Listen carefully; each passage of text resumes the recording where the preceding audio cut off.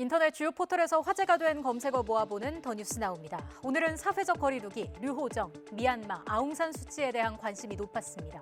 하나씩 보시겠습니다. 먼저 사회적 거리두기입니다. 설 연휴를 앞두고 고심에 고심을 거듭한 사회적 거리두기, 결국 현재의 거리두기와 강화된 방역 기준을 2주간 더 유지하는 것으로 결론이 났습니다. 이에 따라 설 연휴에도 수도권 2.5단계, 비수도권 2단계가 유지되고 5인 이상 사적 모임 금지도 계속 적용이 됩니다. 지금의 거리두기가 시작된 게 지난해 12월 8일이었죠. 2달 가까이 장기화하는 강도 높은 거리두기에 댓글에서는 다양한 의견이 나왔습니다. 최근에 불안한 확산세를 고려하면 당연한 조치라는 의견도 있었고요. 하지만 설 연휴에 제사상도 차리지 못하게 됐다며 안타까워하는 목소리도 있었습니다. 무엇보다도 이미 빈사 상태에 빠진 소상공인과 자영업자들을 우려하는 목소리가 많았습니다. 정부는 오늘 아침에도 5인 금지는 2주간 유지하지만 다른 거리두기 조치는 설 연휴 전에 완화될 수 있다고 거듭 강조했는데요. 결국 이번 주 상황이 얼마나 안정되느냐에 달려 있습니다. 두 번째 검색어 보시겠습니다. 류호정 의원이 검색어에 올랐습니다. 당 대표 성추행에 이어 정의당의 또 다른 악재가 터졌습니다. 류호정 의원실에서 면직된 전직 비서가 부당 해고를 당했다고 주장하고 나선 겁니다. 류 의원을 징계위원회에 제소하겠다고 밝히면서 논란이 되고 있습니다.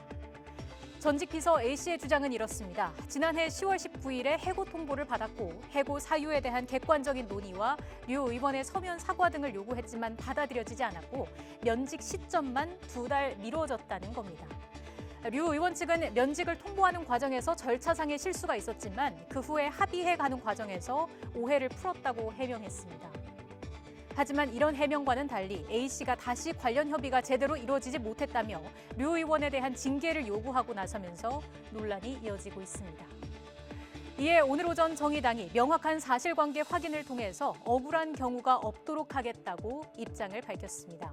성추행 파문이 수습되기도 전에 다른 악재가 또 겹치면서 정의당의 고민도 깊어지고 있습니다. 세 번째 검색어 보시겠습니다. 키워드는 미얀마, 아웅산 수치입니다.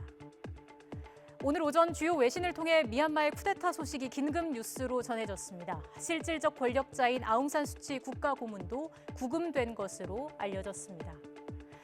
우리에게도 낯이 익은 아웅산 수치 국가고문은 미얀마 군부 정권과 싸워온 민주화의 상징으로 불립니다. 미얀마에서는 1962년부터 이어진 군부 독재가 시작됐고요. 이에 맞서서 1988년에는 최대 규모의 반정부 시위가 열렸지만 민주화의 꿈을 이루지는 못했습니다. 그 사이 민주화 운동을 주도한 수치 여사는 수십 번에 걸쳐 가택연금을 당하는 등 혹독한 대가를 치렀습니다. 그리고 2015년 총선을 통해 불안하게나마 민주화의 첫 발을 떼면서 실질적 권력자인 국가자문을 맡게 됐는데요. 그리고 21년 만에 노벨 평화상 수상 연설을 하기도 했습니다. 하지만 통치 기간 이슬람계인 로힝야족이 학살된 일과 관련해서 군부를 옹호하며 국제적 비난을 받기도 했습니다. 그리고 오늘 다시 군사 쿠데타 소식이 전해지면서 미얀마의 미래에는 다시 어두운 그림자가 드리우게 됐습니다. 사실 지난해 11월에 치러진 총선에서 수치 국가고문이 압승한 뒤 미얀마 군부는 여러 차례 군사적 행동을 시사하기도 했는데요.